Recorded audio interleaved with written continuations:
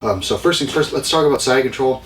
Let's look at some of the tools that you're going to be using when you have somebody in this pin. Right? Head here, legs here, and mine down. Okay, so again, we'll just keep, yeah, that's good. So when we come in to side control, the first thing we want to keep in mind of there is that there are a lot of variations of the side control. For the most part, when we talk about side control, we're talking about a side control where I use a cross face with one arm, an underhook with the other, and my two knees are close and bent towards my partner. So that might look something like this. If I go in, and then we'll have our arms close into our body like this. I'll have one of my knees close to her hip. I'll have my elbow on the far side, and I'll have one of my arms under her head. This would be my cross-face arm. Now, I can do a couple of things with my hands here. Most of the time, when you start off, you'll be wanting to grab your hands together to sort of close this circuit around their head and shoulder. But over time, you'll start getting comfortable working with your hands separated so that you're able to grab into the armpit, put hands on the floor, bring your partner in, things like this. So this more or less would be the general shape of the side control with the upper body. If we just turn a little bit, you'll see that I have one knee here very close to her hip. My other knee is close to my elbow on the by her head. And you'll see that I have my toes on the floor. Generally, we want to avoid having our shoelaces down like this because it's very hard for me to move and follow her around without having to lift up my hip first. In general, if I have my toes on the floor like this, I'm able to move side to side and follow my partner. But like this, if I have my shoelaces against the mat, the first thing I'll always have to do is lift my hip up before I can move side to side, and that's not really what we want.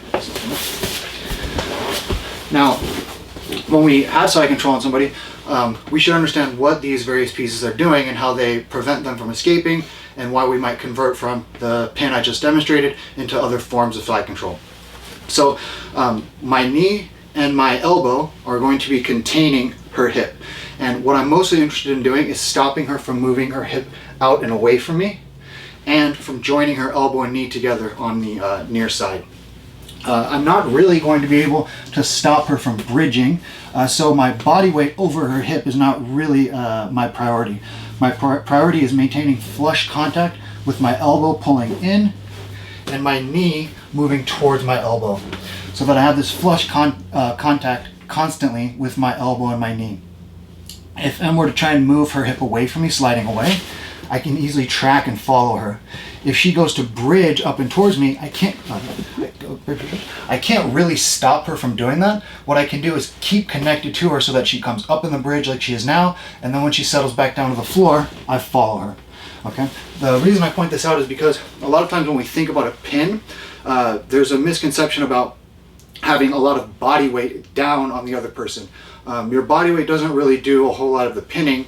You want to think of like a literal pin that you use to pin a post-it to a cork board or something like this, where it's more about the pointedness and that keeps the person in place, rather than just sort of bluntly holding something against a cork board. So in this case here, I want to make a sharp point with my knee and use a sharp point with my elbow, moving towards each other. And it's like I'm trying to create a pin between my own elbow and knee, and that helps to pin her towards the floor. Okay, so this you could think of as a wedge or a doorstop down here at the hip. Now if we turn this way. Now the other portion that's going to be really important here is how I use a crossface. Now we want to keep a couple cues in mind when we crossface somebody. I'll sort of run through them really quickly, and then we'll be able to circle back on them. So in general, we want to come through with the crossface arm. I want to keep my elbow on the ground, lift, and then grab right here in my partner's armpit, pull her in, and then use my shoulder against her neck and jaw to keep her eyes slightly turned away from me. Okay, so it's a whole bunch of things all at the same time, but let's look at sort of how they interact with each other. When you crossface somebody, what you're trying to do is you're trying to create a fault in their spine. So you're trying to keep the top of their spine, their skull, turned away from you slightly, and turned away meaning that if they try to turn their knees in one direction, you're keeping their eyes pointed the opposite direction. There's going to be times when you use a reverse crossface, so instead of here, you go over the top and you pull in with your elbow. So the reason you would use that type of crossface is when they're purposefully trying to point their knees away from you. So Em's got her knees pointing away now. If she's able to look in that same direction, this is a sort of efficient shape for her to be in to move in that direction. Maybe she wants to go to turtle to recover her guard. If I was interested in stopping that, then it would be good for me to use a reverse crossface so that if she points her knees away, I can create a fault where her eyes are starting to turn towards me. Okay? So that'd be a reverse crossface in contrast to a standard crossface where we go underneath, we grab a hold of the armpit, we pull everything in close, and now because she wants to point her knees towards me, I can use my shoulder to stop her from being able to do that. Okay?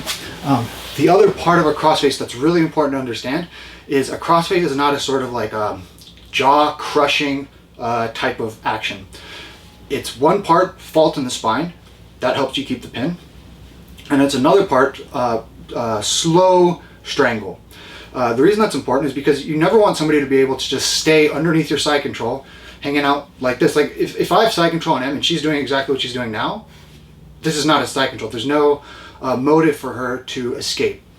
A big part of the side control that you have to bear in mind is your legs are on the floor, as opposed to, say, the mount position or the rear mount position where your legs and your hips are on the other person. So the reason that's important is you have to use your legs to power your upper body, specifically your shoulders and elbows, in order to motivate them to create areas that you can use to get ahead, or to at least keep them in place for a moment and then develop something that exposes their back or something like this. So when you crossface somebody, in one part you have to stop them from escaping your pin. Okay, and that's where turning their eyes away from their knees is important.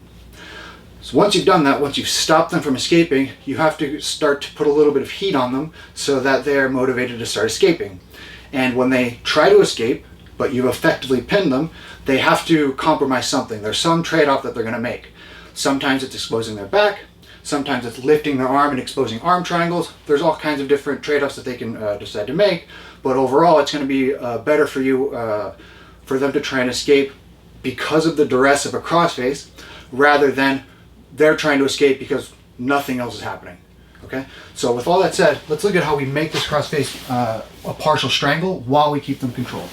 So I have my underhook on one side, I've got a crossface on the other. I'm going to use the underhook side to pick up on her shoulder, and then I want to project and send my arm through and straighten it out. Then I can wrap my wrist into a false grip, and I focus on the middle finger grabbing into her armpit here. Then, before I put any sort of shoulder pressure on her, I want to place my hand on the floor with my elbow by her hip. I'm going to use this to push away from the ground and pull her in, dragging my elbow towards me like this. Once I've done that and I've pulled my elbow very close to my hip, then I turn my eyes towards her legs and I start to put pressure on her with my shoulder. Now I'm going to very briefly put some decent crossface pressure on M. Sorry, apologies in advance. Hopefully, you know. Should I be pushing back? You can. And just to sort of illustrates, yeah, you can definitely tap into it. Just illustrates what it would look like overall. So I want to turn my hip in this direction here. So I pull and I turn my shoulder into her neck. Now Em will tell you that that crossface I just did is different than this one right here, where if I grab, I put my hand on the ground, drag her in, pull my elbow close, and then I do this. This is a really common mistake, and it's understandable why this happens, because you get a sense that you're trying to impose your shoulder on the person's face in some way.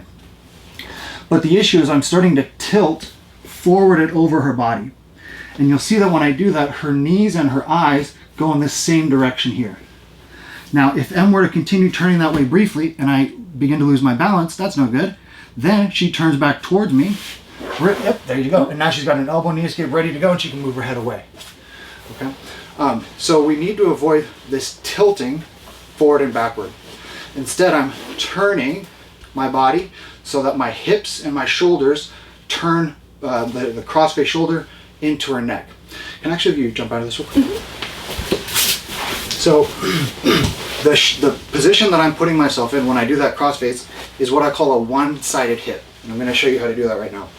So in this position here, I have a squared stance. I've got two knees on the floor. If I put my hands on the ground and I step one leg out to the side, I have one long leg and I've got one short leg. What I'm going to do is take the short knee and I'm going to point it at the long knee. Now this is a very common shape in jiu-jitsu that I call the one-sided hip, where my right side hip is going down towards the ground, and I've got a shortened, bent knee. I also have a support leg now that's out to the side, and this leg will tend to move around and give me stability, while this side, as my hip gets closer to the floor, I'm allowing myself to turn and create a strong torque and rotation with the right side of my body here.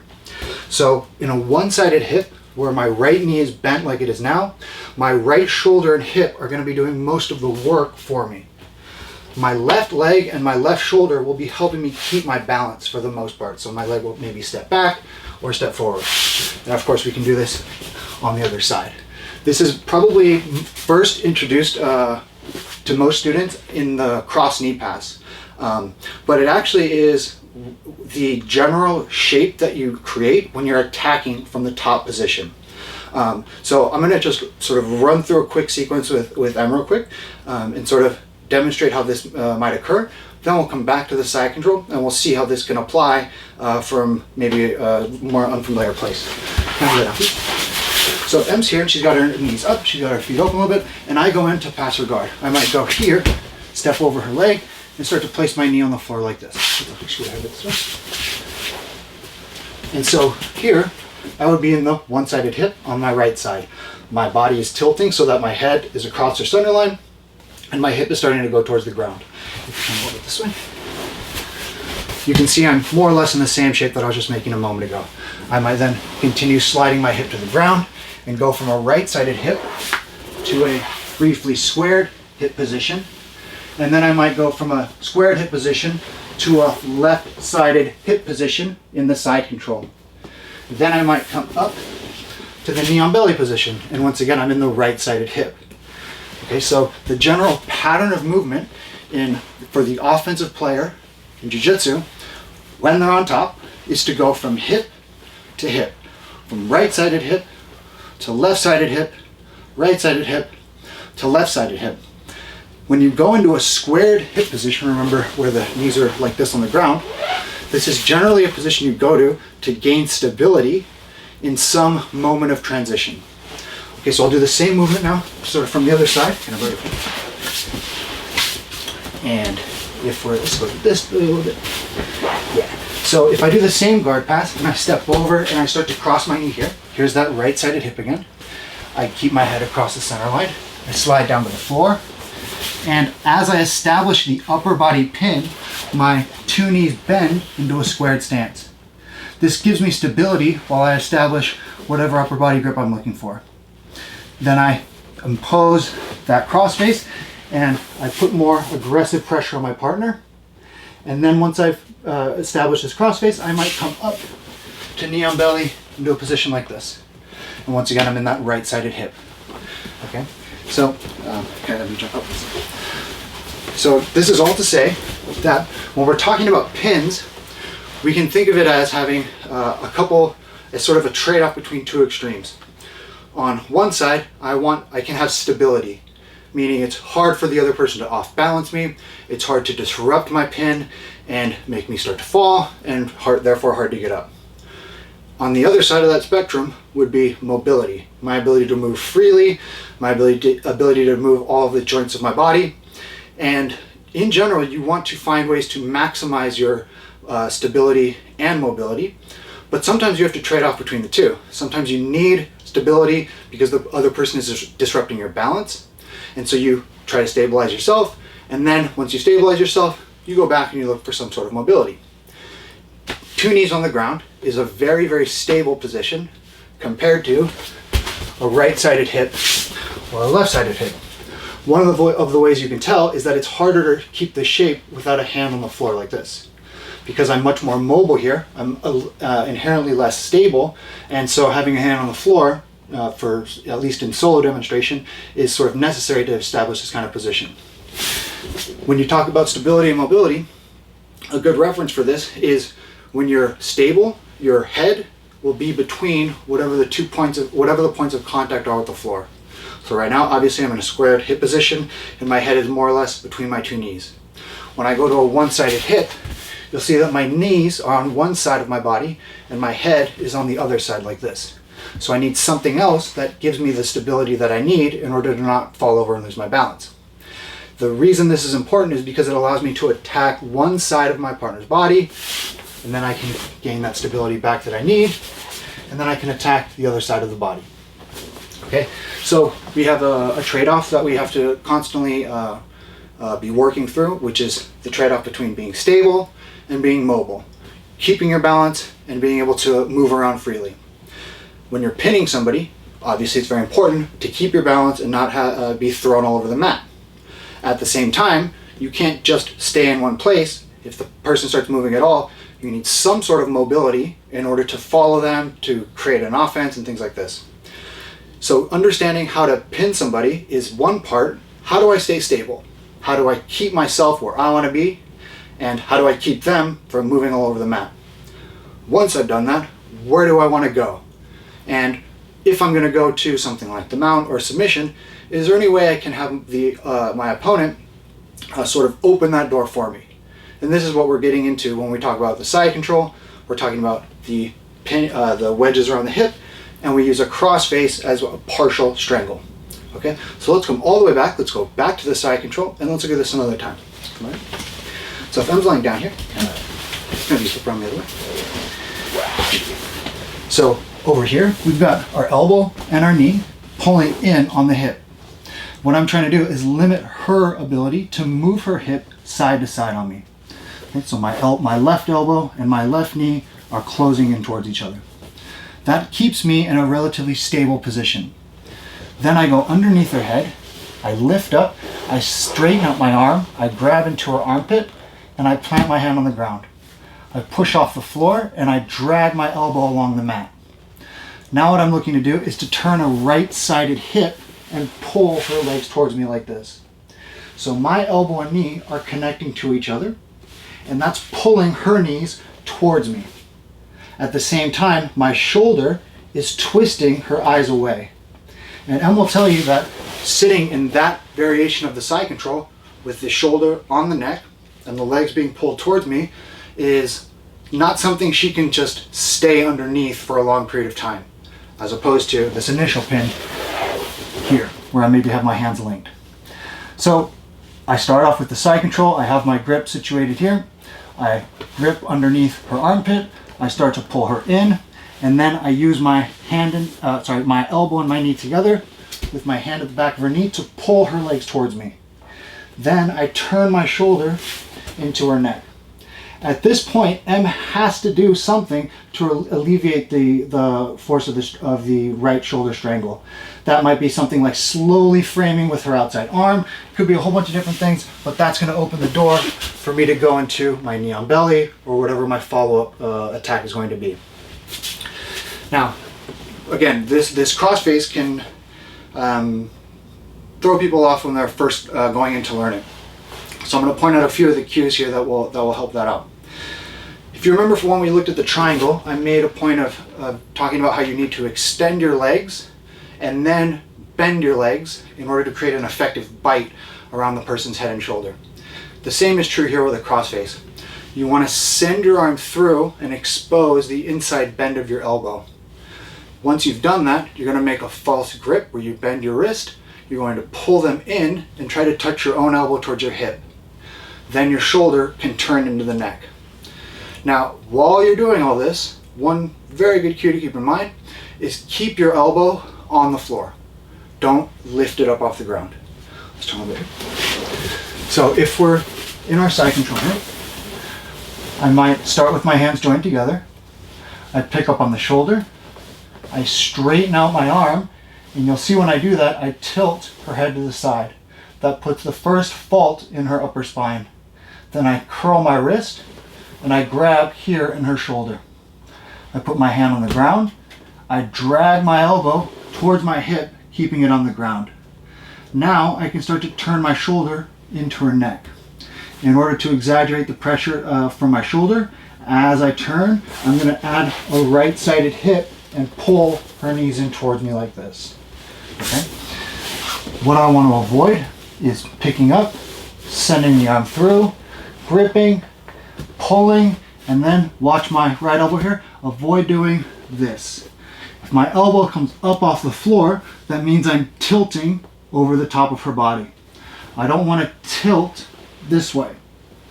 I want to turn towards her legs. Okay? Can I have you jump out of here? So you'll see, hopefully, let's just act like I was here. You'll see that my body is making that right-sided hip here.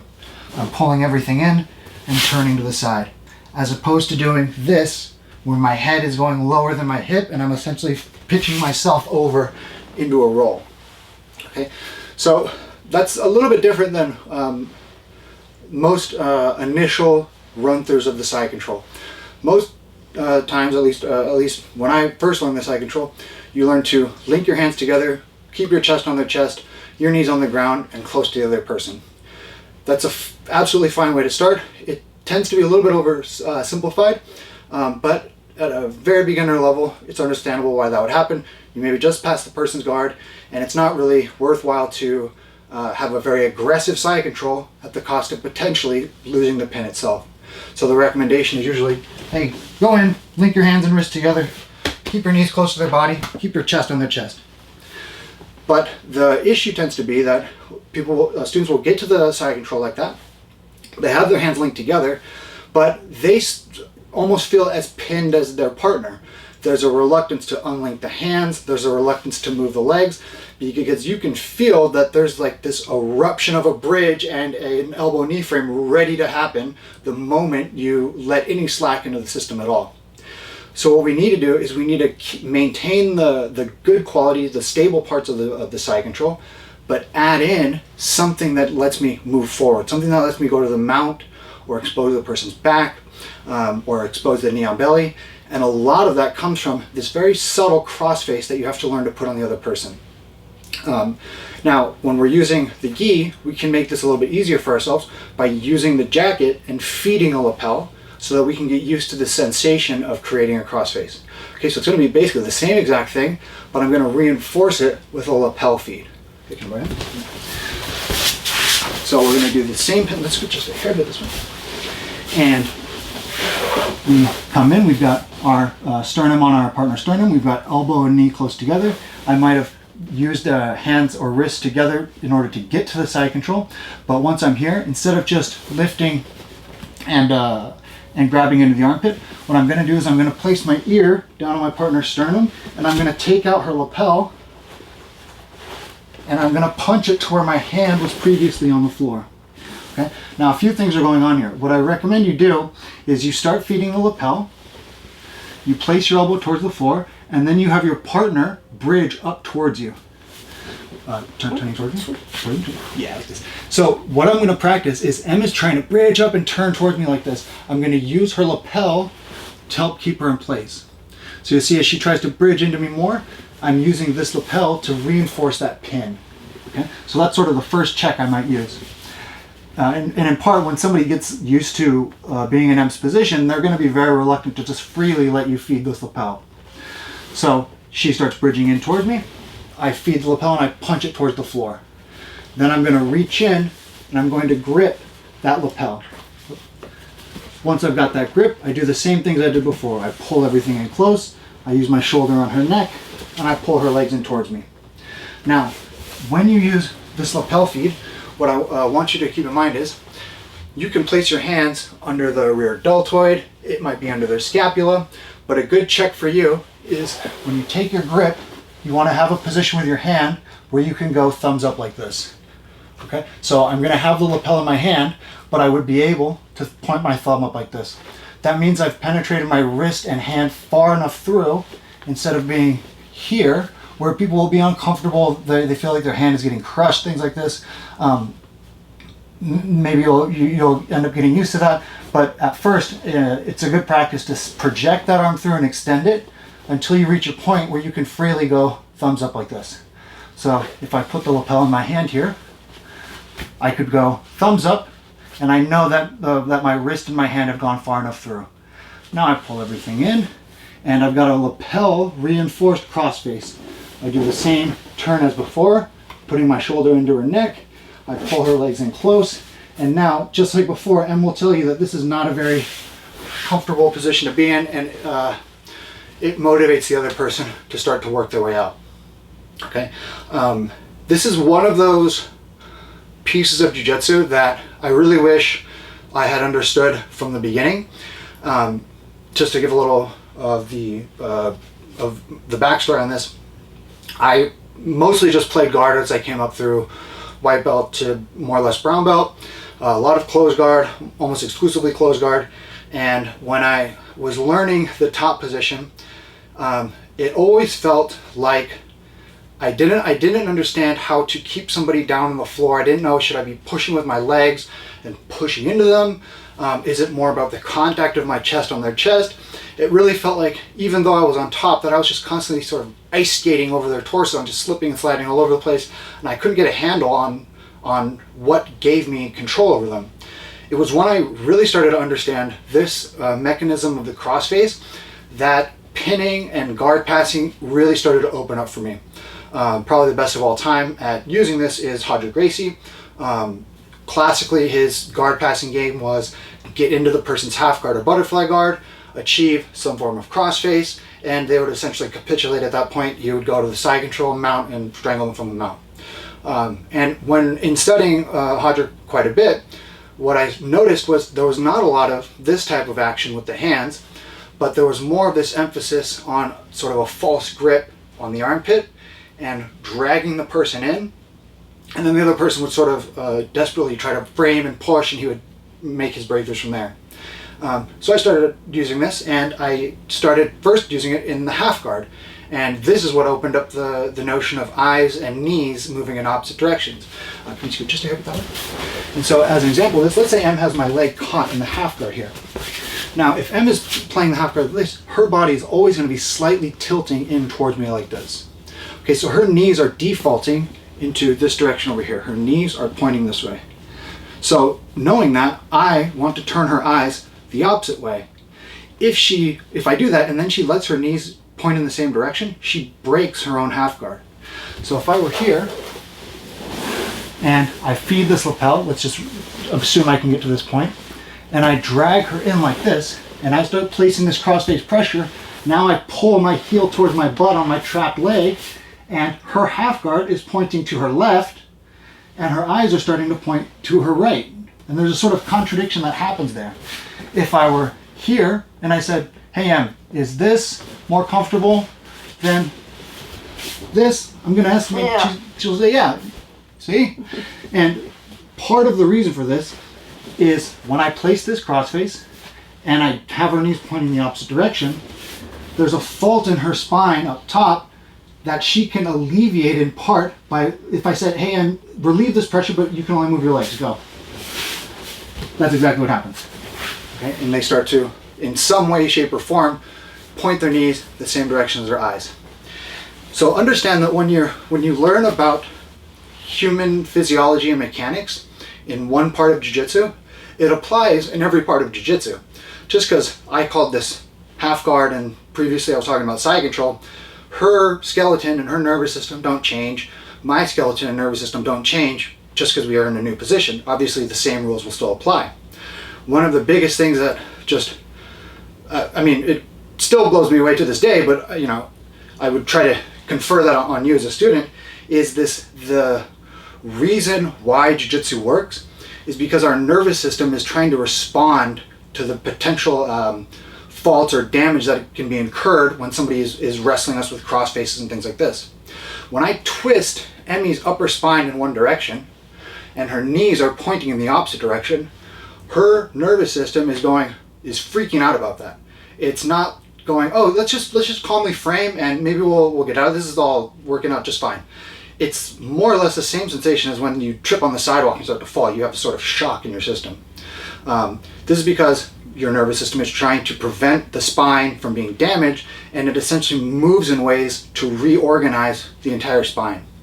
So when I turn the upper part of her spine one way and the lower part of her spine is pointed the other way, her nervous system recognizes there's a sort of contradiction, there's a potential point of damage about to come up, and it's seeking ways to realign itself. Now if I've got her eyes pointed one way, the first thing that's going to happen is the lower body is going to try to follow it. Okay? Now knowing all this, I can dictate what happens from the side control. If I've got her eyes turned away from me, she's either going to ineffectively turn towards me or very effectively turn away from me. Both of them happen to be good for us in jiu-jitsu.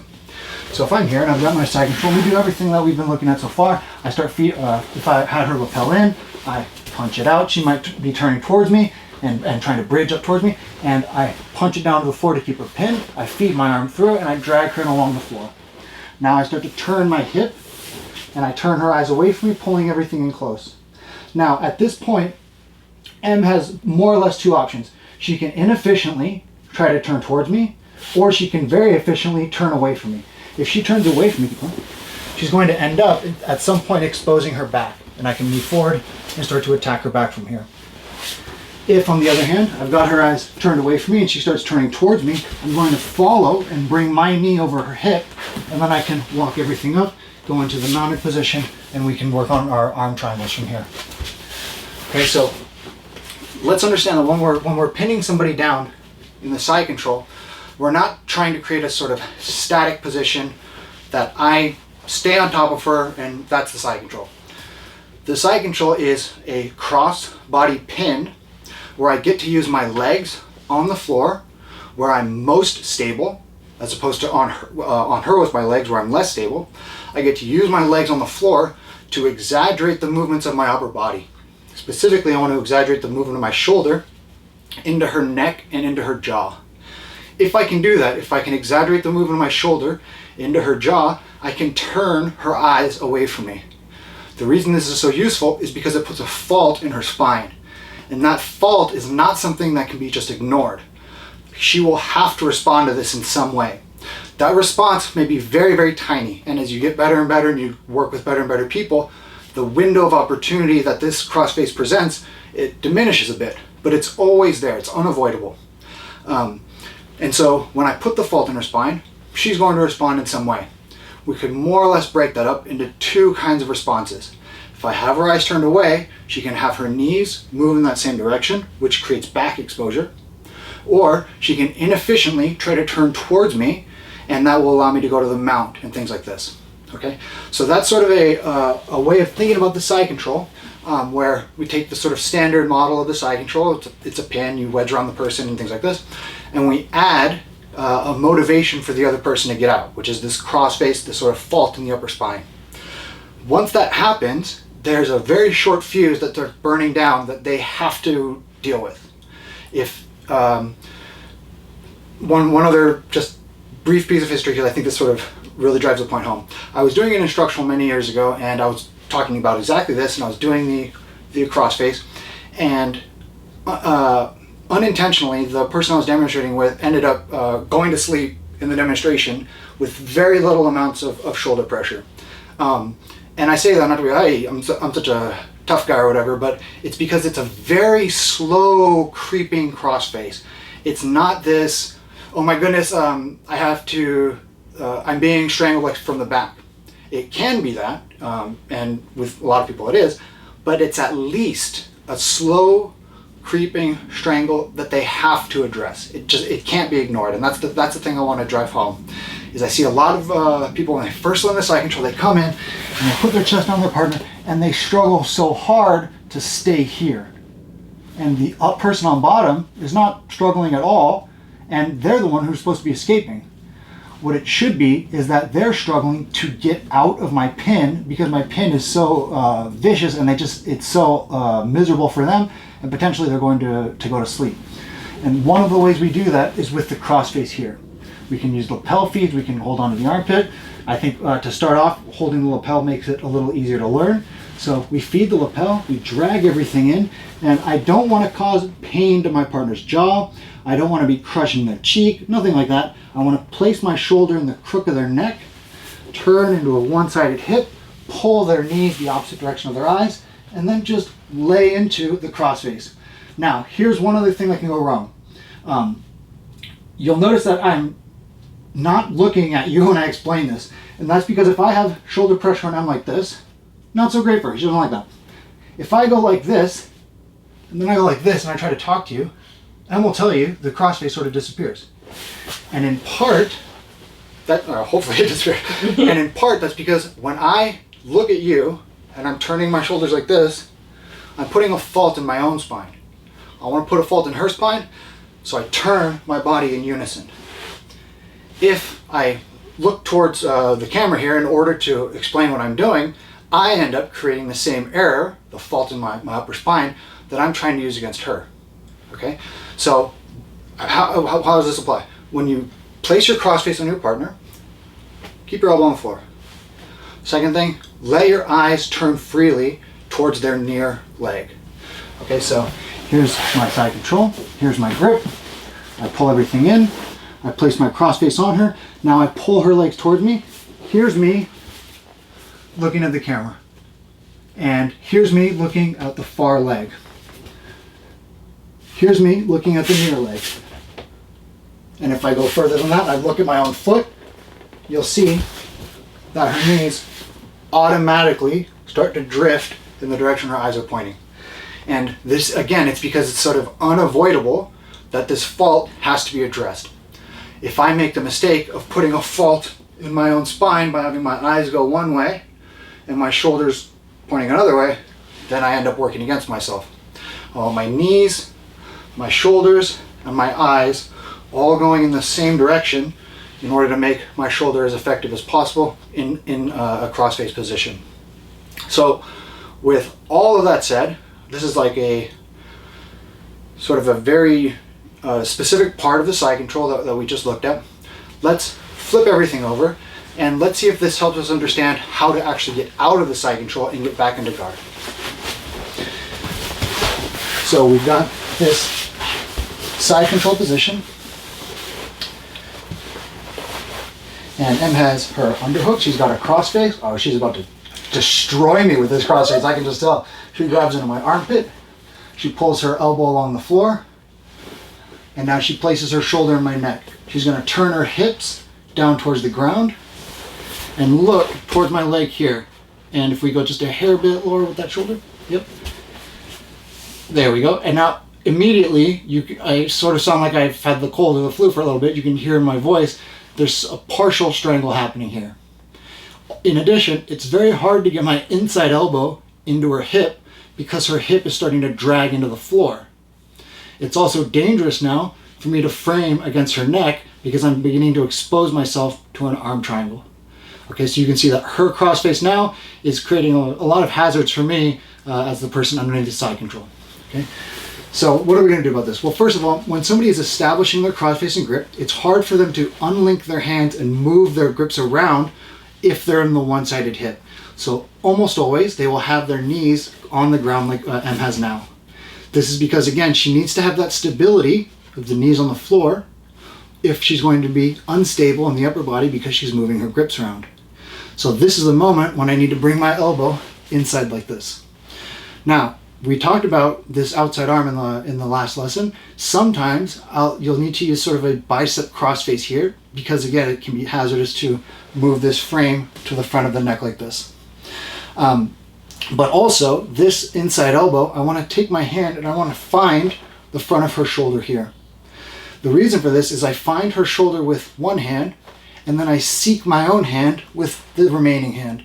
So I'm essentially bringing my two hands close together over her shoulder.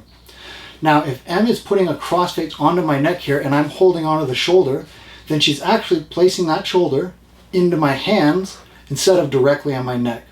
So there's at least a bit of a buffer between her shoulder and my neck. And the way we use this is if she were turning my eyes away with the shoulder, go ahead, like this, and I have my hands in this position, I can keep her shoulder where it is, and then when I throw my legs out to the side, I just remove my neck from the crossface. I didn't really move her shoulder, but I moved my neck out from under her shoulder here. That's only possible because of the throw that I did with my legs. This is essentially me doing what I mentioned a moment ago, which is my eyes are turned away, my knees are going to have to go in that direction at some point. I'm just going to make that as brief as possible. So I've got a hold of her shoulder, I throw my legs out to the side, and as soon as they land, my eyes and my knees are pointing in the same direction. As briefly as possible, I use that to turn everything back so I'm facing up towards the ceiling. Then we go a little bit further than that. I bridge in towards her, I point my knee at the ground. On the way down, I put my foot up high, and I bring the elbow knee frame in. Now I can move myself away from her. I'm going to pommel one foot in, and then I'm going to start working my way back to an open guard. We can use our forward shift to sit up, and we can work from here. Okay. So again, the idea here is, you know, one thing I'm always trying to think about is, you know, what do I wish I was emphasized when I first started jiu-jitsu? What maybe would have made a big difference for me? You know, I think I had a fine journey through jiu-jitsu, but always looking back on it in sort of this, what are maybe a couple of things that would have halved the time that it took, or sometimes it's what would have made each practice more enjoyable, or whatever it happens to be. A big part though is, what are the sort of mechanical cues that you can communicate to somebody, and if they put them into practice, will give them very exaggerated results very early on. A lot of them have to do with things that affect the spine, and understanding the priority that has in all of the different elements of jiu-jitsu. It doesn't matter if you're pinning somebody from side control or playing guard or something like this. Jiu-jitsu is essentially a battle where you're trying to control each other's spines, and your limbs are sort of these tools that allow for you to keep somebody off of your spine while you seek positions where you can gain control of their spine. Side control, mount, rear mount, things like this are all positions where my spine is close to the other person's spine, and they can't really just immediately retreat from that. And at the same time, they're not able to affect my spine in a negative way. So in the side control position, there's an assumption that she has her spine controlling mine, and there's a fault in my upper spine, and I need to do something about that in order to have any sort of fighting chance of escaping from the side control whatsoever. So let me give you another example of how this can go wrong. Right? So Emma has the side control me here. Let's assume I've got my upper body in place. I've got my frames in place. She's got her knee and hip, her knee and elbow close together, and she's preventing the movement of my hip. She's got a decent cross face on me, and she starts to put a little bit of pressure here and turn my eyes away. Okay. Now, what will tend to happen is I feel the resistance, the pressure, the torque, the discomfort here in her shoulder, and the direction of that is to my left towards the camera where my eyes are pointing now. The temptation is to resist where you feel resistance. So her shoulder, that's where I feel resistance. That's where we tend to place our emphasis. So the tendency usually is she puts shoulder pressure on me and I fight directly against that. I try bridging against the crossface.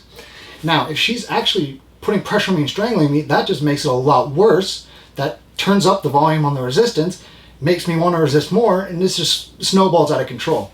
So she's putting pressure on me here. If I just bridge into her, I don't get anywhere.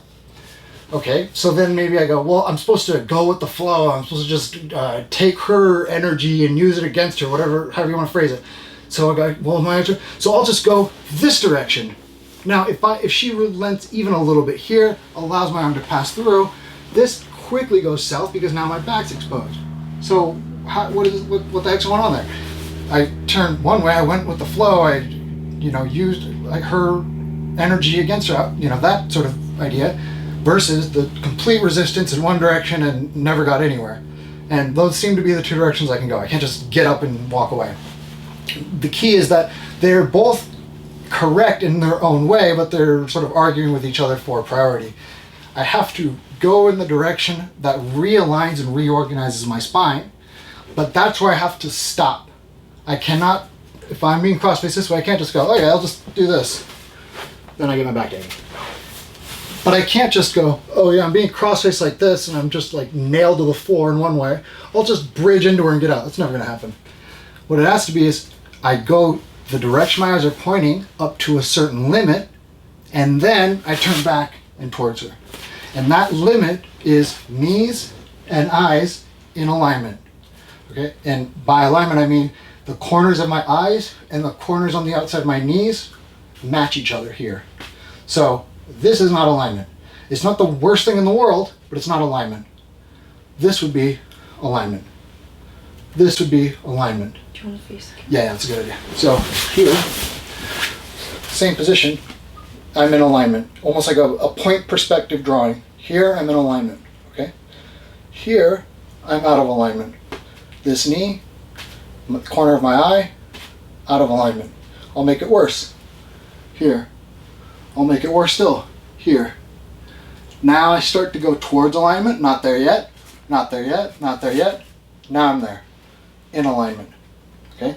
So when I'm underneath the side control and my head is being turned one way, what I need to do is to get to alignment and then turn towards the other person. Now, that's tough to do. If you're turned one way, that's tough to do in stages because your partner will go to a reverse crossface. They will change the pin. They're not just going to be asleep at the wheel while you recover alignment and escape from the pin. So you have to get to alignment and then turn back towards the other person. So when you're escaping side control and your partner's turning your head away, we're going to have to move until our spine is back in alignment, and then we can start to escape. While you're doing all this, let's keep that elbow pulled behind the torso. Okay, so if I'm underneath the pin here, this inside elbow here is going to be the key to me not getting my back taken. So M's putting cross-face pressure on me, my eyes are turned away, and I need to bring my legs into alignment so I can start to work my way out. So I start to throw my legs out to the side. Now, if I am doing this and she picks up on what's going on here, she might let my arm slip through like this. And if I let can I have you lift up just a hair? If I let my elbow pass in front of my torso, this is me getting my back taken. And if you go all the way back to the first set of lessons, what did we need to do to get out of the back position? It was to bring the inside elbow down to the floor. And that is over here.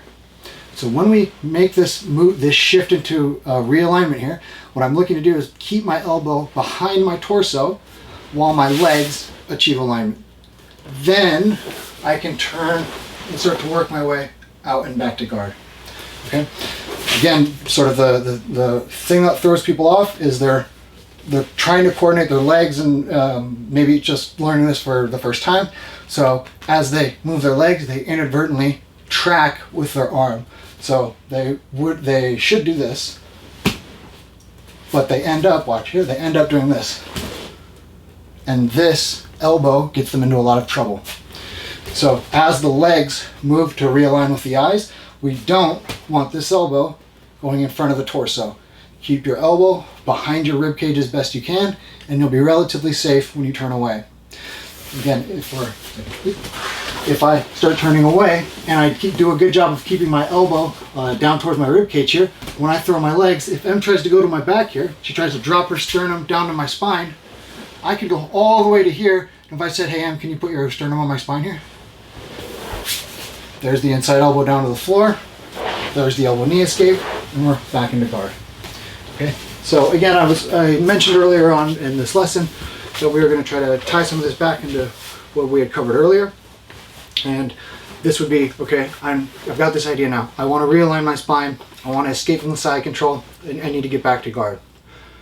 Okay, you're telling me that I may have to turn away slightly and realign my knees with my eyes. That sort of makes sense.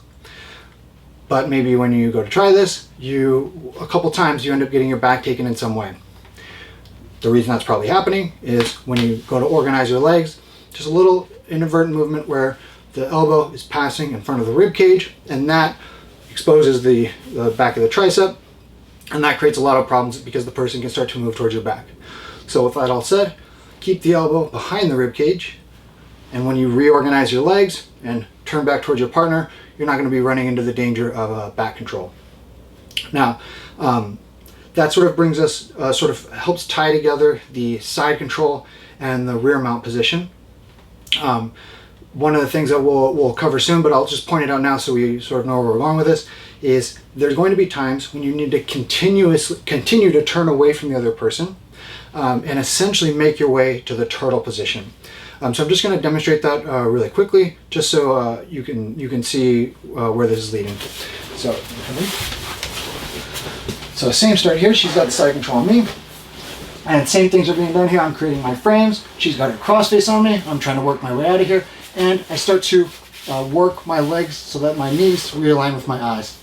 Now Em picks up on this, and she knows what comes next. After I move my legs, I'm going to try to turn towards her, bridge, and elbow knee escape. She's not having any of that. So as I go to make this movement away, she says, okay, I'll just relent on this crossface a little bit. I'll let you start turning away from me, but I'm going to then block you from turning back towards me. Now, she may not get to my back, she might not get her sternum onto my spine, but I am going to have a hard time turning back towards her. So I may have to continue turning and going to the turtle, okay, like this. Now, when this starts to happen, I want to be able to roll over the inside shoulder. If I get to the turtle position here, and I can tuck my shoulder back down, open up my knee, past my ear, then I can roll back to my guard, and I'll actually end up being fine. But what I can't do is, as I turn here, is stop in this position with my elbow and knee separated from each other. Now I can end up getting my back taken completely. So as we're here, I start turning away. I come up to my elbows and my knees, and then I go right back over my shoulder towards her, and I let my knee go past my ear so that I can recover my guard, and we're okay, we're ready to go. And so that is another common sort of intersection between the side control and your attempts to go back to guard. You may have to turn completely and go to the turtle. That's fine. If you go to the turtle, just bear in mind that there's a big difference between turtle positions where we're going down to a hip still, or I have my shoulder down on the ground, and ones where I'm up on my my limbs like this, on my elbows and knees. When you go to turtle, you want to be able to be on your elbows and knees like this so that you can move away or if necessary roll through and recover your guard. Okay, but we'll cover that in a future lesson, but that is definitely a place where you're going to find yourself when you go to realign yourself. If your partner has a sense of what you're trying to accomplish, when you turn away from them, they're going to try to block you out, sort of box you out from getting back to guard, and in doing so, they may sort of usher you into the turtle position, and that's actually not that bad if you know how to arrive in the turtle position safely, and then you sort of know your exit strategy from the turtle position. But that'll be sort of its own lesson. Okay, so what we really looked at today was just trying to tie together some of the things that we've looked at recently, the side control, escaping side control, how that works, and sort of what the objectives are for the person on top, and then tying that back into the rear mounted position, the elbow knee frame, and some of the ideas from guard. Again, this idea is when you're doing jiu-jitsu, all the different positions have their individual names, the individual techniques associated with them, and that is useful. But let's keep in mind that the principles that apply here to human movement, to contests of human movement, those are not going to change when we change positions. The necessity of having the spine in alignment, the priority that your nervous system gives itself in order to not incur damage, these are all things that will apply to side control, half guard, mount, rear mount, guard, open guard, turtle, all, I mean, should I give more examples, you think? Butterfly guard, they apply all across the board, and they can be tough to absorb at first, some of these ideas about what is this alignment of the spine, but I'll just keep sort of saturating you with them, and once you pick up on them in one place, once you get a sense of, oh yeah, the crossface, that makes sense. I'm understanding how that applies, and this idea of misaligning the spine or creating a fault, wherever it sort of clicks in for you, then you can immediately apply it to all the different positions in jiu-jitsu, and that will really push you up in terms of effectiveness on the mat, because really jiu-jitsu is endless when it comes to techniques, but it's actually incredibly simple when it comes to mechanics and the physiology of what's going on. Just a contest over the spine, and wherever you are able to pick up on that idea first, excellent. We take that and we just apply it across the board. One of the places that I tend to focus in on that idea, because it's where I tend to do it, where I remember experiencing this, is the crossface from the side control. That really opened up the door for me, understanding what is going on there, how is this an effective tool, and that then allowed me to understand a lot of the things that are going on from top position and guard passing, and so that's where I wanted to bring it with you today. So I'm going to leave it there. I'm going to check real quick for questions, and then we'll call it a day.